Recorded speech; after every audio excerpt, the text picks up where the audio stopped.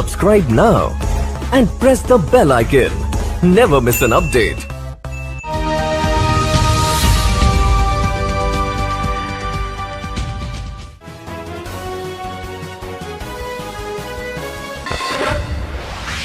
को लेकर भी चलते हैं हॉस्पिटल के अंदर किस तरीके से हॉस्पिटल के अंदर वहाँ पर प्रिकॉशन कितना लिया जा रहा है और किस तरीके से वहाँ पर जो स्टाफ है किस तरीके से वो वहाँ पर बैठे हुए हैं और किस तरीके से वहाँ पर कितनी उनके अंदर वहाँ पर दूरियाँ होती हैं, सोशल डिस्टेंसिंग वहाँ पर कितनी है।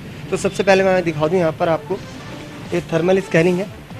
जो यहाँ पर पेशेंट आएगा सबसे पहले यहाँ पर उसकी थर्मल स्कैनिंग होगी। ये सैनिटाइज है और ये पल्स के लिए है। तो यानी सभी चीज़ चेक कर उसकी अंदर बाद में एंट्री होगी।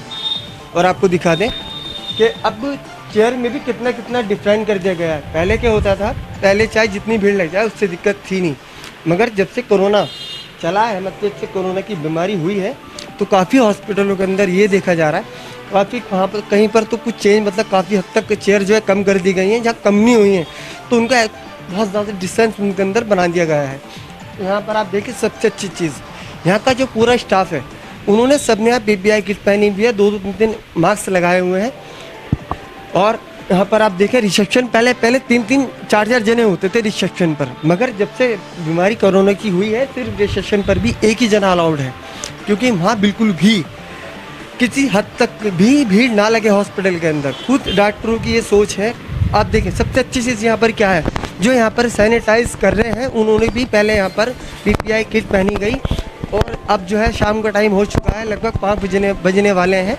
तो डॉक्टर सपना अग्रवाल जो है यहाँ की ऑनर, उन्होंने हमें ये बताया था कि हम 5 शाम के टाइम जो है एक बार हमारा हॉस्पिटल जो है पूरा सैनिटाइज होता है। तो सैनिटाइज का टाइम हो चुका है। अब इन्होंने पूरे वार्ड को अब सैनिटाइज किया है, खुद PPI किट पहने हुए हैं। और आप देखें पूरा हॉस्पिटल जो है सैनिटाइज हो रहा है।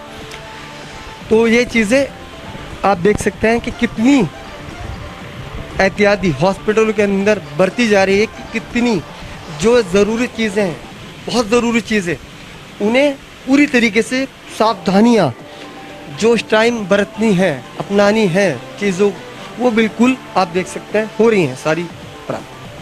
और इस वक्त मैं मौजूद सपना मैटरनिटी हॉस्पिटल में हूँ। आपको बता दूँ लगातार आपको दिखा रहे हैं मेरठ के अंदर सभी हॉस्पिटल में जाकर किस तरीके से वहाँ पर कितना प्रिकॉशन वहाँ पर दिया जा रहा है पेशेंटों को। खुद डॉक्टर वहाँ पर कितना प्रिकॉशन ले रहे हैं। जब 82,843 का आंकड़ा पार हो जाता है तो एक बहुत डरने वाली और चहकने वाली चौंकने वाली बात हो जाती है, एक बहुत सतर्क रहने वाली बात हो जाती है कि अब ज़्यादा सावधानियां हमें बरतनी है।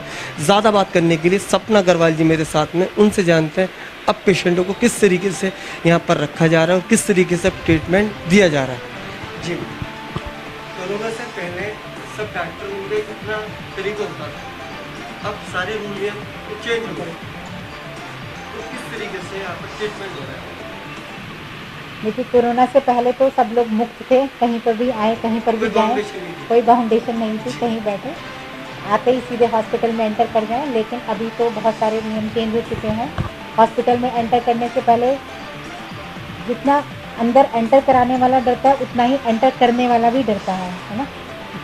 तो फिर भी जब भी वो एंट्री पर आएगा तो सबसे पहले उसे वहाँ पर अपना टेम्परेचर, अपना पल्स चेक कराना पड़ेगा, हाथों को सैनिटाइज करना पड़ेगा और उसको एक फॉर्म भरना पड़ेगा जिसमें उसे बताना पड़ेगा कि उसे पिछले महीने में कोई खांसी, बुखार, जुकाम या कोई ट्रैवल हिस्ट्री तो नहीं है।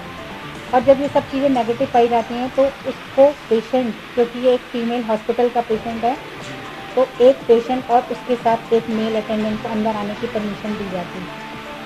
और वहाँ पर भी चेयर्स के बीच में डिस्टेंस मेंटेन किया जाता है कि कहीं पे एक दूसरे में आपस में डिस्टेंस मेंटेन रहे। बिना मास्क के अंदर आने की कोई इजाज़त नहीं है। और मास्क को वहीं पर हर पेशेंट को मास्क को फ्री वहीं पे दिया जाता है काउंटर पर। इसके अलावा पेशेंट अंदर आ भी गया है तो भी वहाँ पर जिस लॉबी में वो रहता है वहाँ पर हर 4 घंटे बाद 8 के शेप में नीचे फर्श पे हर 4 घंटे बाद सफाई की जाती है। ऐसे ही वहाँ पर जितने भी स्टील की चीज़ें हैं, लोहे की चीज़ें, उन सबको हर 2-3 घंटे के बाद सैनिटाइज किया जाता है। आपको पता भी होगा CMO साहब को भी डेली आपको अपडेट करना हो रहा है। खुद CMO साहब विजिट कर रहे हैं, उनके जर्नल विजिट कर रहे हैं। बहुत सारी चीज़ें जाकर देखते भी हैं, वो कहीं ना कहीं कुछ कमी तो नहीं रह गई। काफ़ी हॉस्पिटलों में मैंने देखा है जो आप मुझे बता रहे हो जिस तरीके से कि ये सब बहुत हो रहा है, मगर उसके बाद भी कहीं ना कहीं थोड़ी गैदरिंग और ज़्यादा हो जाती है, इससे बचाव नहीं हो पा रहा है हॉस्पिटल में।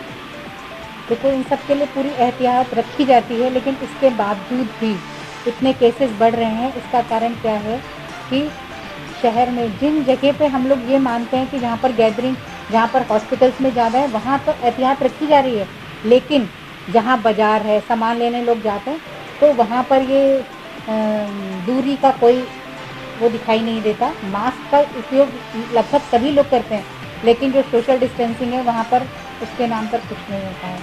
अगर कोरोना का एक भी पेशेंट उस भीड़ में है तो फिर वो न जाने कितने लोगों को कोरोना बांट सकता है।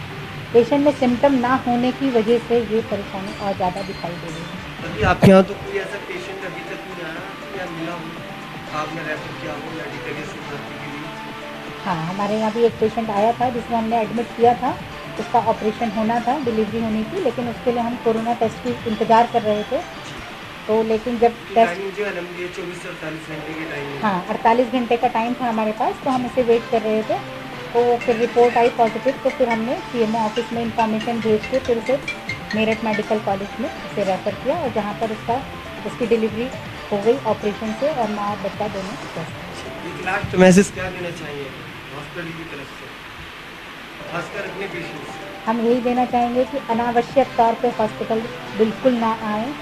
मरीजों से मिलने, खास तौर से मैटरनिटी के केस में, क्योंकि बहुत सारे लोग घरों से इसलिए निकलते हैं कि उसका बच्चा हुआ है, तो उसकी जिठानी, देवर सब लोग मिलने आते हैं, तो उनको बिल्कुल खुशी के लिए बधाइयाँ देने आते हैं। मगर अभी टाइम अभी है नहीं, लेकिन इस चीज़ का टाइम नहीं है। खुशियाँ तो ज़रूर बांटें, है ना, लेकिन जो है अभी थोड़ा सा एहतियात रखें, यहाँ ना आए। 2 दिन के बाद आपके पास वहीं पहुँच जाएंगे, और फिर उसके बाद खूब खुशियाँ मनाइए।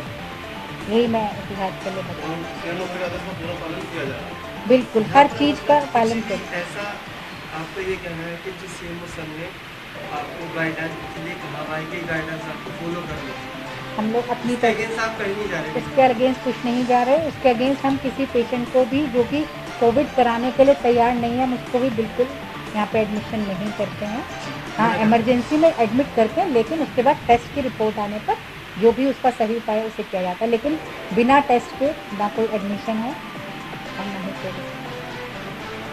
कहीं ना कहीं वजह कुछ ना कुछ कमी ज़रूर है। आप देख सकते हैं कि डॉक्टर साहब पूरी पीपीआई किट में है, चेहरे पर 2 मास्क लगे हुए हैं, और जिस तरीके से डॉक्टर हमें समझा रहे हैं कि चेहरे पर मास्क लगाएं, कहीं ना कहीं शायद यही वजह है लोगों की दूरी से बचना। लोग दूरी से बच नहीं पा रहे, दूरी बनाते हैं। उन दूरी की वजह से ही आज ये बीमारियां बढ़ रही हैं। लगातार कोरोना का कहर रुक नहीं पा रहा। अगर कहीं ना कहीं रोकथाम, जिस तरीके से डॉक्टर समझा रहे हैं, बता रहे हैं, रोकथाम इन चीज़ों को करी जाए कि बचिए, आप चेहरे पर मास्क लगाएं, दूरी बनाएं, इन चीज़ों को अगर करेंगे तो शायद कहीं ना कहीं रोकथाम कहीं ना कहीं रुकेगी इसकी, वरना कोरोना ऐसे ही शायद आगे बढ़ता रहेगा। डॉक्टरों का ये भी कहना है।